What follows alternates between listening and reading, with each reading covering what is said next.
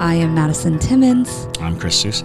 And we're paranormal specialists who live in the most haunted city on earth, Savannah, Georgia. Every day is Halloween in our line of work, so join us as we spin true tales of haunts, murders, and disturbing Savannah history.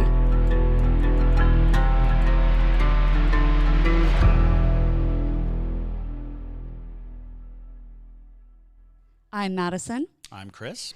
And welcome to the most haunted city on earth. If you enjoyed today's episode, please make sure to like, comment, or subscribe if you're watching on YouTube. And if you're listening to us on Spotify or Apple Podcasts, make sure to go ahead and give us a 5-star rating so that we can continue bringing you great content. Stay spooky, y'all. Hello, and welcome back to another episode of The Most Haunted City on Earth. My name is Madison Timmons. I'm Chris Susie. And I'm JT Timmons. And we are back with another Ghostmail. So... I was not in on the bumpity-bum-bum Ghostmail thing. That was honestly a husband and wife ESP type of deal. We didn't plan that at all. No. Nice. No, I was just going to do that myself, but it turned into a duet. So, welcome back, y'all.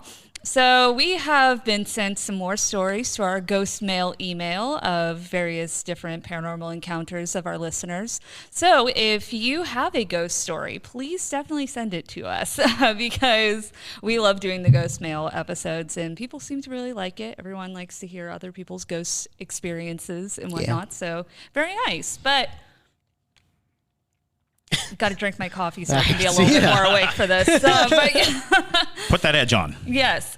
But basically, before we get into that, we do want to talk about a episode that we recently just did for the Parajunkies. It was our first time doing the Estes method. Yes, Chris was in New York, and so he actually has no idea about anything that happened, and so it was insane. Yeah, so we're gonna tell him a little bit, but become a Parajunkie to watch the whole thing is like a 40-minute video. It's insane. Yeah, like craziness. Yeah, we so basically we know that this building is haunted. As you guys have listened, you probably have noticed multiple times. We're like, that was weird, things like that. So. Yeah, we've gotten a few kind of like indicators of certain spirits that are in this building, but the one that came through in this episode is not one that I had any idea about, and she came through very, very strong. She was the spirit of a woman from the 1850s, and we were able to find actually the story. It's actually a pretty famous story of a woman named Celia. Yeah, it was just a wild experience. I've personally never done the Estes method because I don't typically bring a lot of people with me when I go investigating. So it's, not something that you can do by yourself. But it's an interesting experiment. And for sure, Celia needed to talk, apparently. It was kind of like a therapy session in a way. Sure. But if you're interested in learning more about that type of experiment or kind of investigative method, definitely watch that episode and consider becoming a Parajunkie because we are going to do it more often. Yes. So, because of the success of it, we're going to do it more often. We're actually going to start live streaming them. Yep. Yeah. We need to do one with Chris next for sure because, obviously.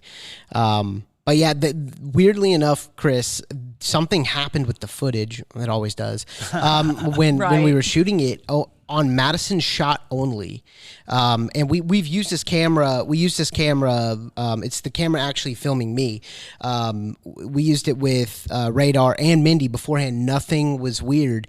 The moment Madison started to communicate with this spirit, all of a sudden it just started glitching, like out of. I can't explain it. It just went black for just like a second or two, and it would do it and do it. And I literally had up to 30 failed renders because I could not locate. Like they're like a little cancers in the file that stopped the render. And I'm like, oh my God! So I had to go through. I had to chop them out one by one. It took me like 2 hours, and we can't figure out why. It wasn't the speed of the card because we use this card all the time and the camera's perfectly fine. So something was messing with it. Oh, sure. Hardcore. Well, I mean, and that is hands down the number one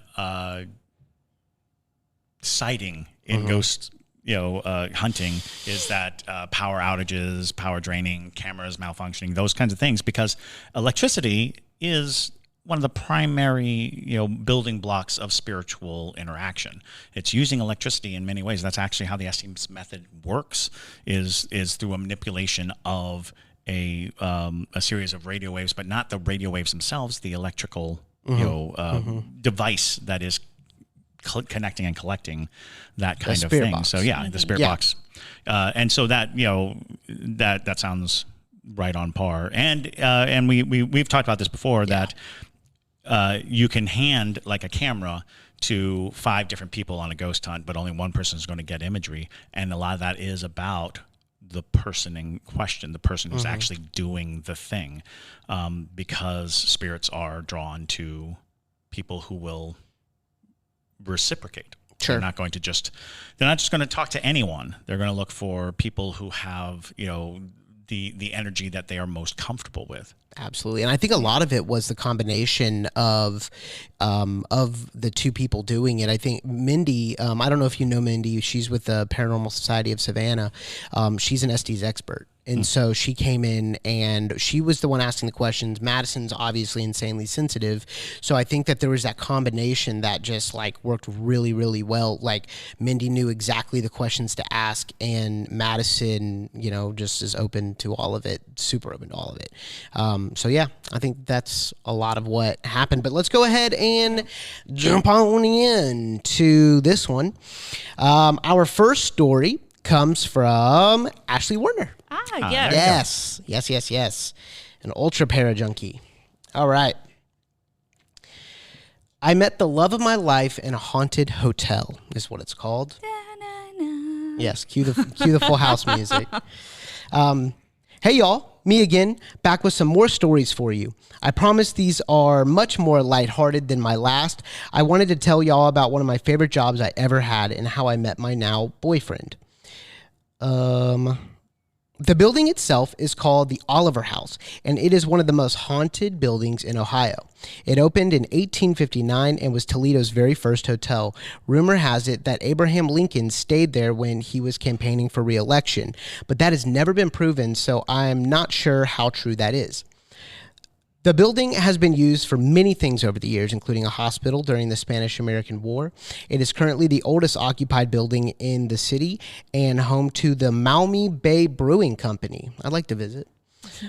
Because, every haunted building in America has to be turned into a brewery nowadays. Right. It's funny. The building is massive. Big enough that in addition to the brewery, it houses 3 restaurants, 2 bars, and several banquet rooms, as well as a separate warehouse/event space big enough to hold about 350 people.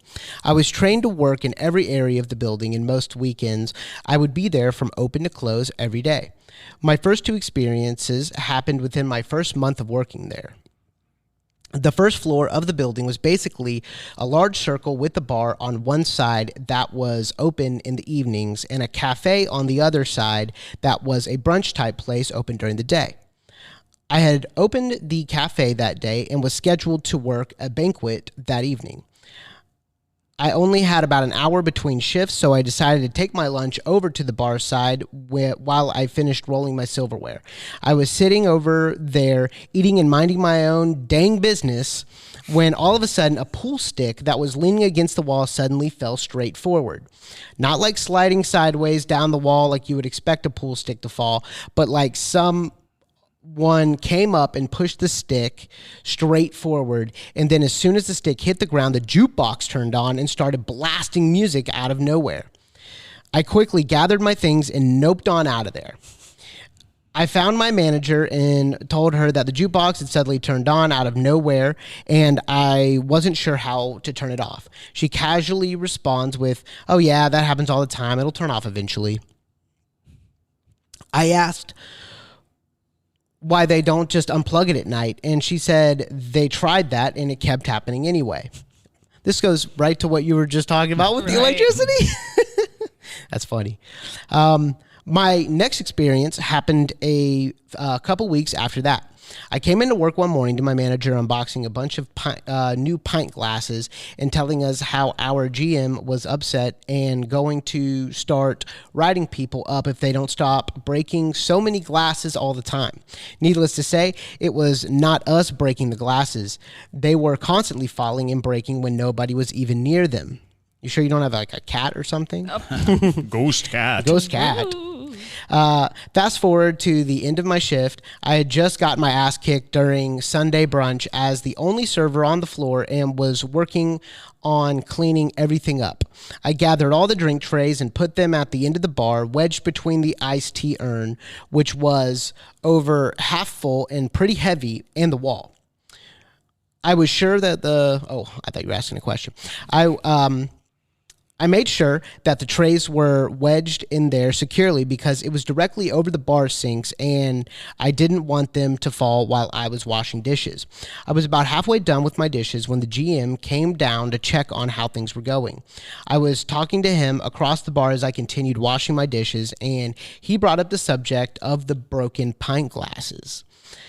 I joked that it seemed like a problem he needs to talk to the ghosts about. He did not think it was nearly as funny as I did. As I'm laughing at my own stupid joke, suddenly all of the drink trays flew down off the bar and knocked over about 6 very tall stacks of pint glasses. Yikes. Breaking every single one of them. Really sticking it to the GM. Yeah. Looking back on it now, it's pretty funny, but at the time I definitely thought I was going to get fired. There was one particular room in that building that almost everyone working there would have experiences in, and that is the historic lobby, which has been converted to a ballroom to host weddings and other events.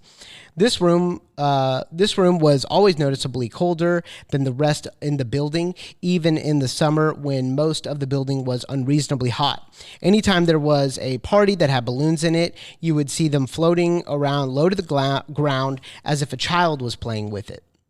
They once had a medium come in, and she confirmed that there was indeed 2 child ghosts in the building, a boy and a girl. Also, anytime someone would tie the curtains open, a few minutes later, they would all come untied. There was many times I would be working in that room, and as I would be talking to my tables, I would hear someone behind me whispering my name and blowing on my neck. There was one particular Sunday I was working a baby shower and with just me and one other server. Most of the building was closed on Sunday except for one of the restaurants that was completely on the other side of the building from us, and it was very rare for us to have a banquet in that room on a Sunday. After everyone from the party had left, we were cleaning up and resetting the room for the next day.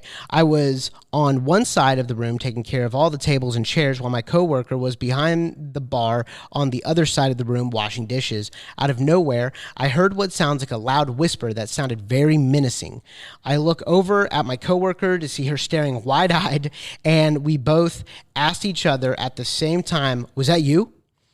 We both kind of started freaking out, and she said she couldn't understand what they said, but I heard clear as day the voice said, "What are you doing here?" I told my coworker that there was definitely something that did not want us there right now, so we hurried up and finished our work and got up out of there. My coworker refused to ever work a Sunday banquet again after that. So yeah, that's my story and how I worked in one of the most haunted buildings in Ohio. Sorry it's so long. Working there is what made me realize that I had some Claire abilities. It is also the place I met and fell madly in love with my boyfriend. We have been together almost 5 years, are moving to Savannah later this year because, hey, we met in a haunted place. Oh, wow. Why not spend our lives together in a haunted city? Wait, what? That's awesome. Sounds awesome. My God. That means Jameson's coming too. Yay. Nice. Very cool. Thanks for reading. And Jameson and I can't wait to meet you all soon. Stay spooky, y'all. Ashley. That's awesome. Excellent. I don't know what it is about Ohio. But it is just so haunted. I swear, every person I've met from Ohio has some kind of ghost story. Well, the Midwest is wonderfully haunted. It's and I've talked about it before. Hardy ghosts.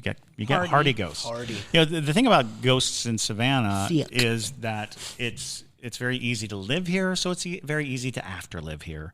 It's just there's a humidity and there's a stickiness in the air, and I used to joke that the humidity of Savannah was actually ectoplasm that you're just walking through. Kind of feels like that But sometimes.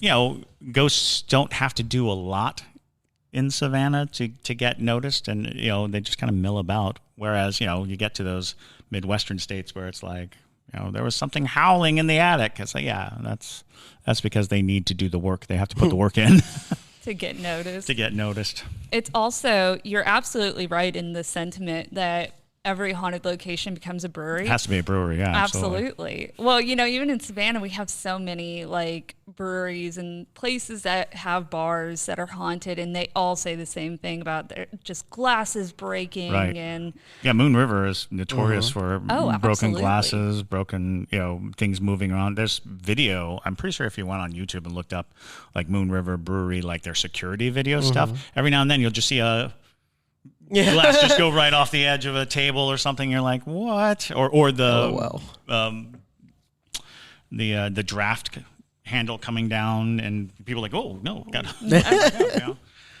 Or just them storing their beer down in the basement, which is Oh, just the most haunted place that you could put and it's it. funny because one of my first ghost hunts in Savannah was in Moon River, before it was Moon River. And in the basement, there was a pool table, and they had all the pool cues, and those cues where it's there's a bar with holes in it, so you have to stick the cue up and then settle it down into a little notch, a cup. We were in and that was in what I classify as ground zero for ghosts in Moon River. And they used to have this big metal door, and behind the metal door was definitely where it was all coming from. But we were in another area of the basement, and we just hear this huge kaboom, this crash. And so we run into the pool room area, and all the cues, 20 cues, were on the ground. They had just come out of the rack, and it's but that rack is not a rack that it could fall out of. It had to lift up and slide out in order for a single cue to come out, but all of them were just on the floor, and it was just okay. It's pretty strong energy, no? It was a very strong energy. Yeah. Well, and there's a very strong energy there. There's no mistaking that. I want to say recently the Ghost Brothers did a special there. Yeah. And while they were actually actively there, a glass exploded. Okay. One of the beer glasses just went crashing, and I was like, Yo, well, that's impressive. Absolutely. Well, I'm very excited that Ashley is moving here. That's really wicked. For those of you You can become a who regular don't- on the show. I know, right? For those of you who don't know, Ashley's one of our most dedicated pair junkies. She's an ultra pair junkie. That's what I call the most dedicated pair junkies. But A Pokemon Yeah. evolving. right. That's funny. But yeah, Madison, you're wearing a spell jar. Yes. Yes, you have a website about to drop. Oh, yeah. Yeah, I do actually. So if you do follow us on Patreon, then you have noticed that I've been doing a lot of markets with my jewelry and whatnot. Nice little side hustle of sorts. But I make the witchy jewelry. So for the people show them. Yeah. If JT will crop into this. For sure, because it's kind of I'll just put a photo up. We did Yeah. a photo session for the website the other day. But yeah, so basically I have taken my witchcraft and bottled it of sorts. So basically I make specific spell jars to curate different herbs and attract those properties to the wearers. And so I've been selling those. I make them in earring style, but I also make, the cute cottage core-y, dark witchy type jewelry. So if you're into that type of stuff, you can go ahead and follow my website. It's called countrywitchco.com. And fun fact, a country witch, I learned about this in the worst witch museum in Salem. A terrible terrible museum. It's so bad. It's so bad. No offense to the people who live in Salem, because I love Salem. But I did learn interesting information, at least. The thing I took from it, from one of their mannequins, is that... The Sears mannequins? Yes. Oh, boy. One of their mannequins represented the country witch. And so basically a country witch was one of the earliest types of like American witches, where they mostly practice heavily with herbs and things like that. But they were the ones that would, do a spell on their neighbor's farm or whatever to help the crops grow or things like that. But they were the first ones to basically kind of get recognized in the U.S. and the first to be persecuted. They're also the ones that gave the witch kind of stereotype of having green skin, because they worked with so many herbs. Their thumbs would turn green, and people thought that was a mark of the witch. Basically, and so that's why the Wicked Witch of the West is green, all that stuff. So you can thank the country witches. It's not because I'm a yeehaw girl, but it's but more so in that facet. But anyway, although if you're singing country music, Country Witch is an excellent album title. Absolutely. Oh yeah, think about that. All right, the next one is from Ryan Stotler. Your brain needs support, and new Ollie Brainy Chews are a delightful way to take care of your cognitive health. Made with scientifically backed ingredients like Thai ginger, L-theanine, and caffeine, Brainy Chews support healthy brain function and help you find your focus, stay chill, or get energized. Be kind to your mind and get these nootropic chews at ollie.com. That's OLLY.com. These statements have not been evaluated by the Food and Drug Administration. This product is not intended to diagnose, treat, cure, or prevent any disease. It's Never Ending. Oh, God. Is the title. Oh, no. I just see somebody writing this in a total panic. Like there's things flying off of their walls, and they're not stop. It's not going to end. God, you're not kidding. All right. Hey, Madison, Chris, and JT. I love y'all's podcast so much, especially when Chris gets to talking about doppelgangers. Oh, boy. Very nice. This is all they'll ever ask you to talk about now, Chris. My name is Ryan. I'm a girl, just for reference. Aha. I'm 33, and I have seen things since I was about 5. That's my earliest memory. I won't share that story this time, but I will send another email and tell y'all about it. Awesome. Please do. This story starts in November of 2011. My sister, her boyfriend, and I watched The Haunting of Emily Rose. Oh, yeah. We just talked about that recently. Yes. Did we? Yes. In the last recording that we did, we talked about... exorcism and the danger of exorcisms. Yeah. All right. Let's see. And after the movie, I decided it was time for bed. Scary movies are my favorite. So some backstory, I had a Diet Pepsi can sitting on my TV stand in my room for weeks, and I always slept with my ceiling fan on full blast and no vent hit the TV stand when the air was on. So I go to my room and lay down, and I'm on my phone and happen to look to my left where my TV stand is and notice the soda can rocking side to side. Again, I've seen things from a young age, but this was different. The feeling I got was off. So being me, wanting proof of this and trying to take a video with my phone, but my phone wouldn't record. That sent off red flags, and the feelings I got amplified. So I decided to pray, but I'm guessing my faith wasn't stronger than whatever this thing was. So I got up and slept in the living room. The next morning, things were fine, but this wasn't the end of the journey. I never saw in my house, but I always felt it. I never saw it in my house, but I always felt it. I continued praying and told it wasn't allowed to be there in the name of Jesus Christ, and that got it out of the house, but it didn't leave me alone completely. I could feel it passing back and forth outside my bedroom window. Well, at the time, I worked at a truck stop about 30 minutes outside of Bakersfield, California, and was working 4 p.m. to 12 a.m. My mom would take me to the supervisor's house, and my supervisor would bring me back into town to a Costco, and my mom would pick me up. I told my supervisor about what was going on, and she was spiritual and helped me with my faith. One night, we got into town and we parked in the Costco parking lot about a football field's length away from a dumpster, and it was about 12:45 a.m. We sat and talked, waiting on my mom to get there, and I happened to look up at the dumpster and saw what looked like a decaying werewolf. That's the closest. Did they say where this was? Where? It was Costco, Bakersfield, California. California. Okay. Yep. That's the closest description to what I saw. The wall around the dumpster was only about 4 feet tall, and this thing was so tall, even crouched down, it was a foot taller than the wall. As I mentioned, my supervisor was spiritual, so I asked her if she could see it, and she could. When my mom got there, this thing watched me walk around the car and get in the passenger seat, and just to make sure I wasn't crazy, I asked my mom if she could see it, and of course she couldn't. But she was not a very open-minded person. That was the one and only time I saw it, but the story continues. I saw it around January of 2012, and in May of 2012, I got really sick due to a heart condition called cardiomyopathy and was in congestive heart failure. Still am, but I'm a fighter, LOL. And I have to be put on a ventilator for 2 days because there was so much fluid retention, I was drowning on dry land. They told my mom to call everyone close to me and have them come say goodbye because they didn't expect me to make it. Surprise, I made it. Haha.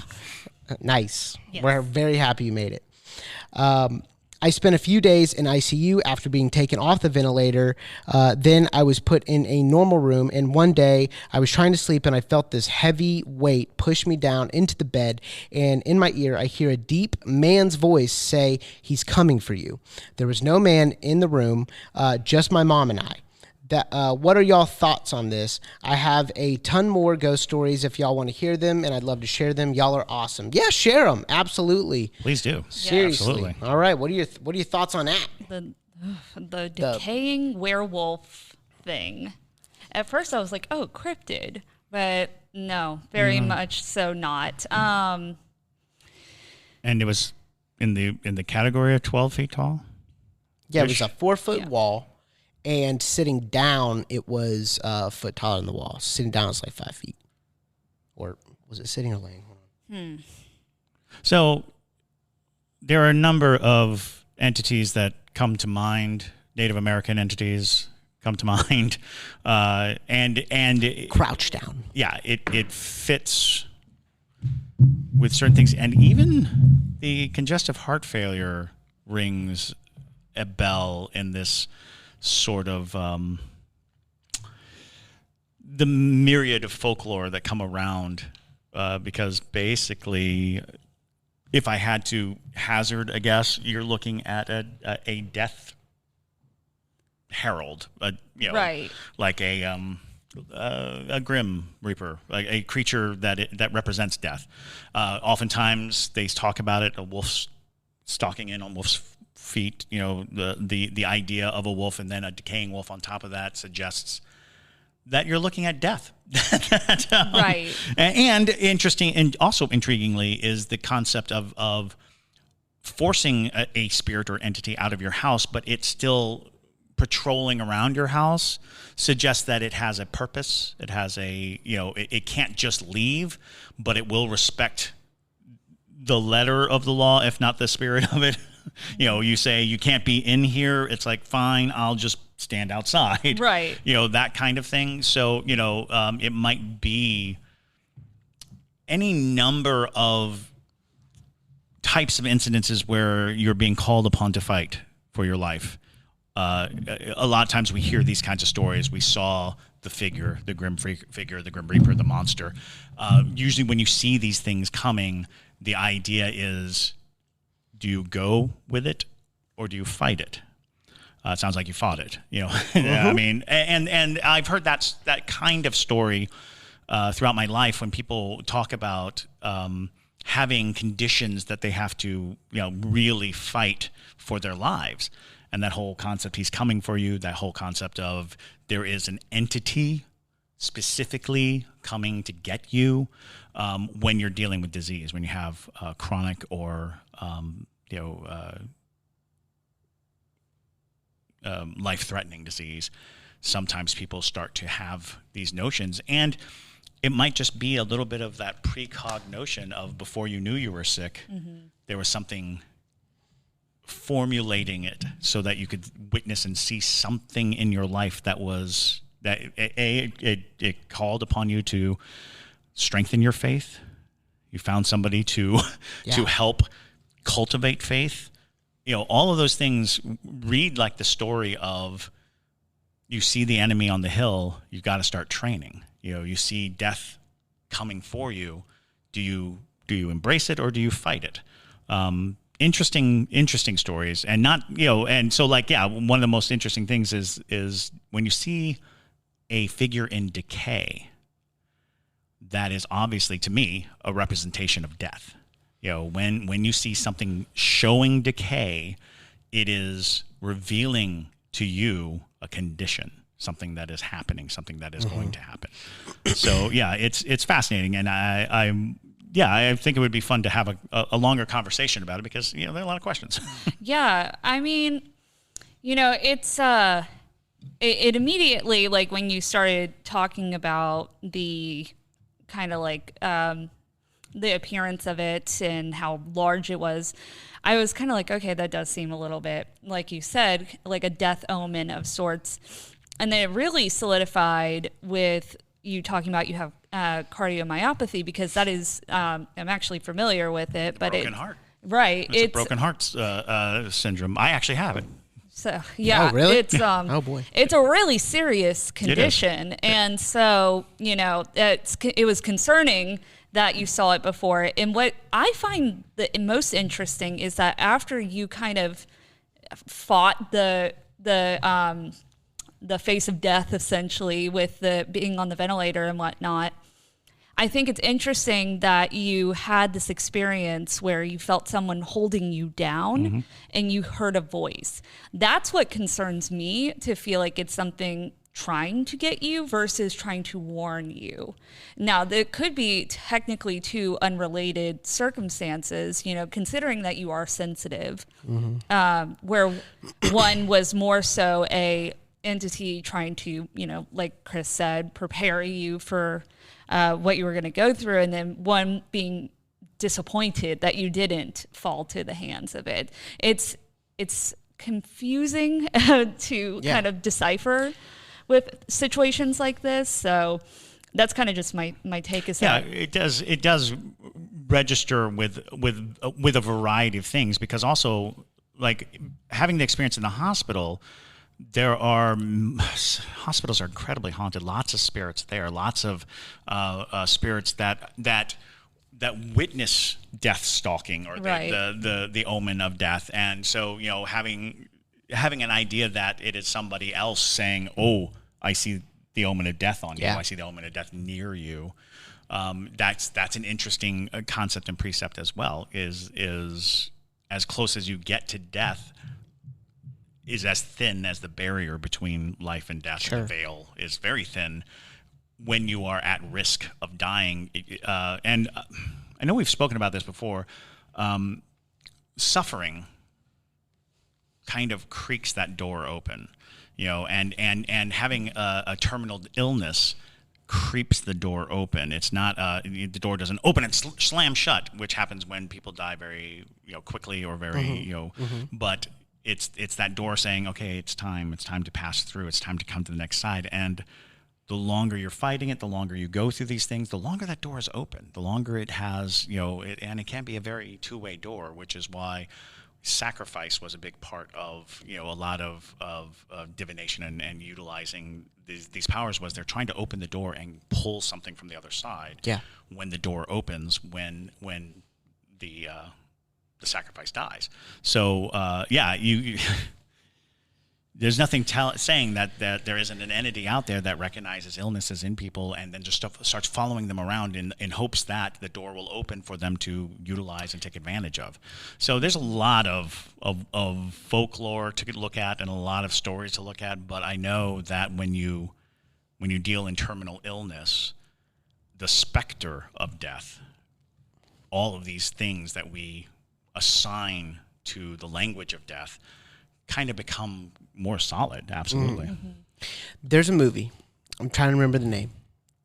It is where you guys might know it. I think you and I watched it together before. It's where a boy is beaten almost to death and shoved into a hole, like a well or something. Oh, yes. Yeah. And he is and his a ghost has to. Well, he's almost dead, right. and his spirit has to like get a hold of somebody to find him. Which great plot, Lord. Yeah, and I loved it, and I don't remember what it's called. I'm sure everyone in the comments will be like, "This is what it's called." Yeah. But it wasn't that long it's like ago. The Unforgiven or something. Something like that. Dope movie. And this kind of this actually reminds me of that because like I've always wondered like the closer you are to not saying this is all sensitive people because Madison's been doing this her whole life and there's a bunch of people that have, but like people who get especially sensitive to ghosts, are they closer to death? And and the concept of being almost death. Can you see more ghosts? Like, a lot of you people, see dead people? A lot of people who have near-death experiences, after that near-death experience, they spend the rest of their lives with the ability to see, sense, and feel, hear spirits. And many people believe that's because that's how close they got. Yep. They got that close to death that any other entity that has gone through it can now draw themselves, can now recognize upon them, the stench of death or the. Well, it's interesting because there's a lot of nurses and people who work in hospice who will tell you that they can tell when somebody's going to die soon because they'll start saying that their loved ones are in their room or like they'll say like, do you see the man over there or whatever. It's because a lot of people have claimed that when their loved one passes that another loved one comes to retrieve them almost, or like some kind of entity comes to retrieve them. And that's the Willie and Nellie Gordon. Exactly. Yeah, absolutely. When I'm on my deathbed, I know that Argyle's going to drop a tennis ball in my face. And that's, I'm like, oh God, she's here to come get me. She's like, let's go. There's a lot of room up there. Yeah. There's a lot of tennis balls. A lot of tennis balls and a lot of room. And that does. It's endlessly fascinating because then comes what kinds of things are we seeing? Are they interpretations that are, because sometimes when you're not prepared to see an entity or a spirit, we definitely dress them in the clothes of our own imagination and the clothes of our own belief structure. And when you see something, it's like, were you introduced to any character like that? Do you this is such a weird thing to bring up, but have you guys seen the new Puss in Boots movie?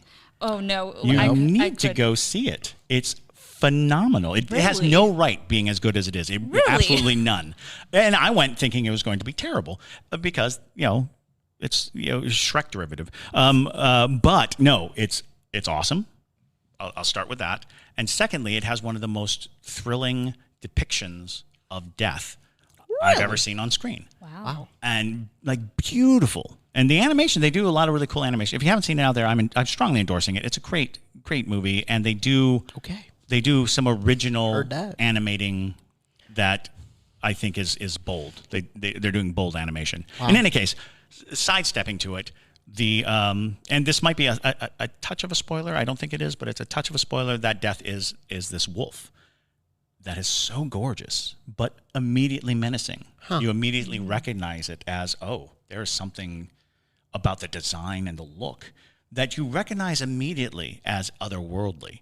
You're just like, there's something otherworldly about it, but you also would not be hard pressed because it's an animation to say, well, that's a wolf. Interesting. It's just this wolf.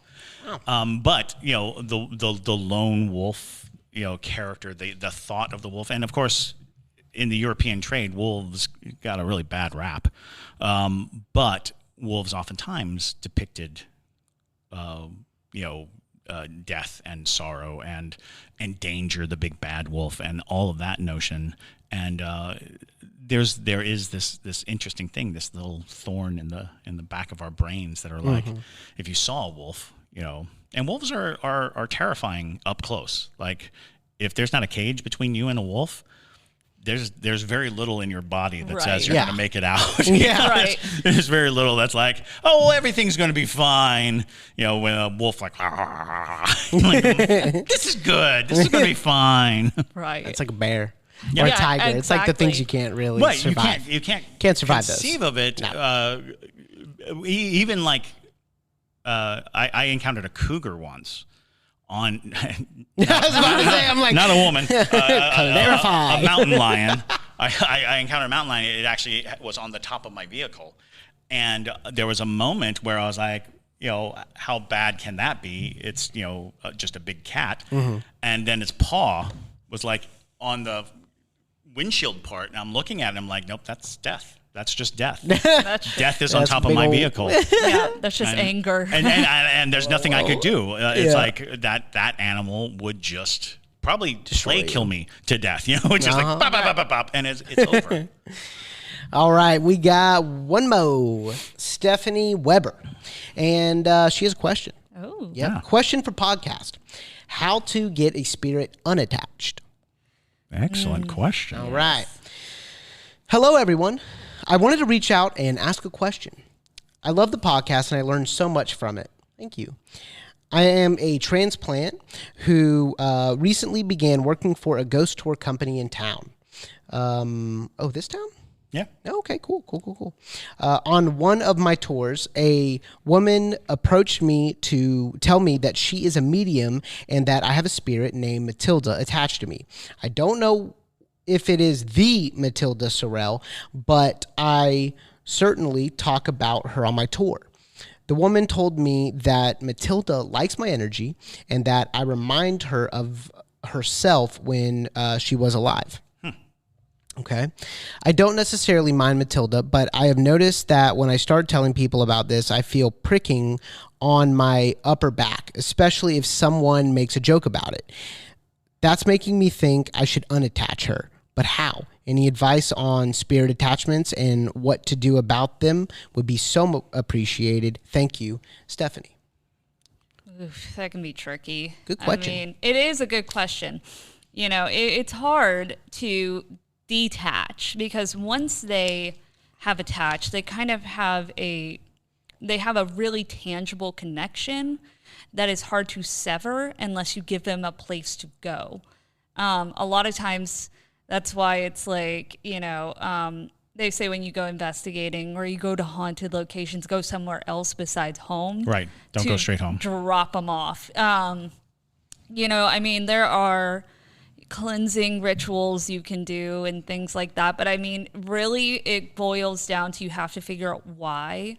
Yeah, what that attachment is. Yeah, where the Which, attachment is. Unfortunately, if it's about recognizing themselves in you, there may be a more complex connection.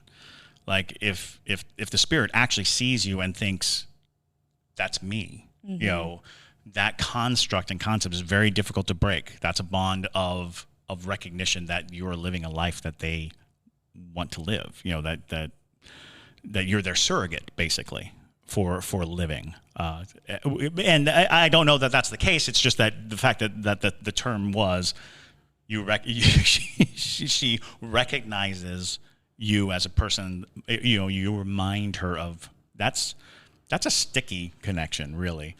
And whenever I talk to people about attachments and trying to sever attachments, I always fall back to I call it the white box, which is a construct in your mind that you create. You think of a white box, you think of this white box, you make the white box very solid, you create this white box, and then you assign the spirit to the white box. You're basically locking the spirit up into a piece of your mind. This is a fairly innocuous thing that you can do, but it helps psychologically, but it also gives a spirit context as to your relationship. It's drawing boundaries, it's drawing borders, it's trying to do these things, but you can do this with even very detrimental spirits because their attachment to you is in many ways their only source of existence. And when you start to prescribe very specifically what they can and cannot do, they will start to follow the rules if they think it's going to threaten their existence. which will include sitting in the box, because they would rather be in the box and exist than not in the box, not existing. Interesting.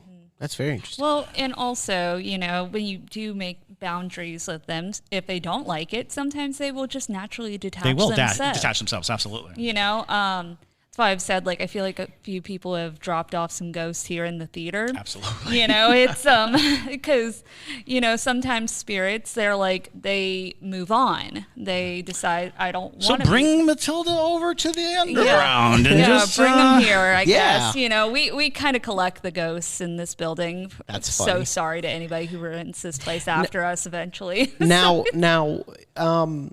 does it matter that she feels the prickling behind her?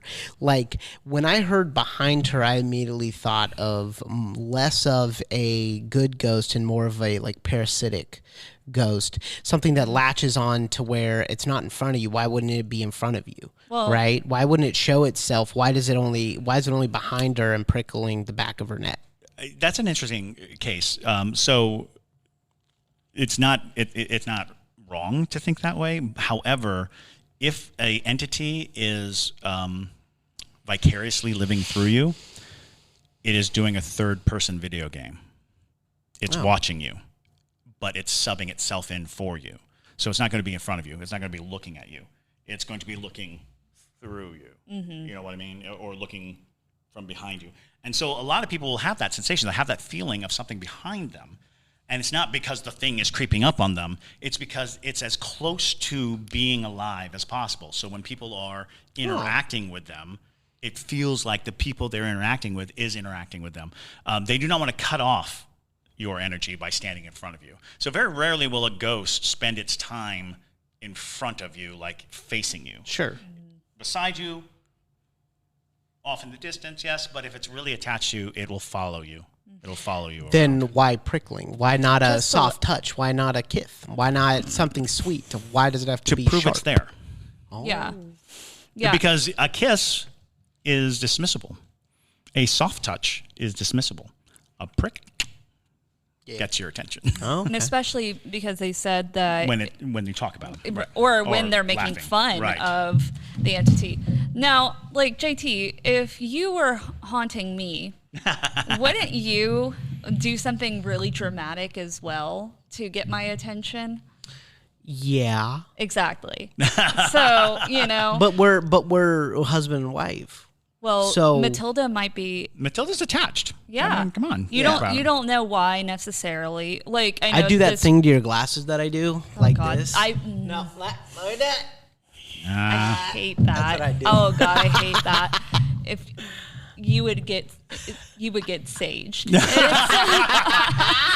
It's a one-way trip to Sageville. Yeah. I'd be like, get out. Get out. Take your little silky and get out. But it's mostly that idea of just trying to get the attention. That didn't scream to me malicious or any kind of bad. It's fairly normal. That specific, even when you think about when people talk about having these experiences, one of the first things they talk about is the hair on the back of their neck standing up.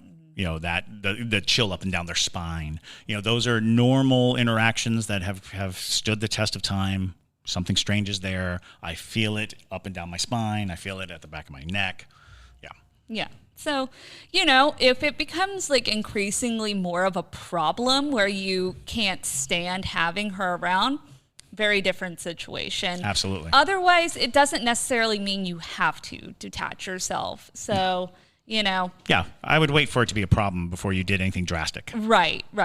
And don't go do any rituals unless you know what you're doing, please. That's all I ask. Do not look this up on the internet. But with that, thank you guys so much for sending in your ghost mail. Like we said at the beginning, if you have a ghost story that you want to share with us, you can send it to ghostmail@hauntedcitypodcast.com. You can also follow us under all the social media platforms under Haunted City Podcast. And we're going to do more Q&A soon. So if you have a question that you would like answered, utilize the Q&A button on TikTok and we will answer your question. I do not read all the comments. It is too many comments for me to go through. So if you have a specific question, that is the best place to make sure that I see it. But with that, though, y'all, thank you so much for listening. I hope you enjoyed today's episode. And my name is Madison Timmons. I'm Chris Soucy. And stay spooky, y'all.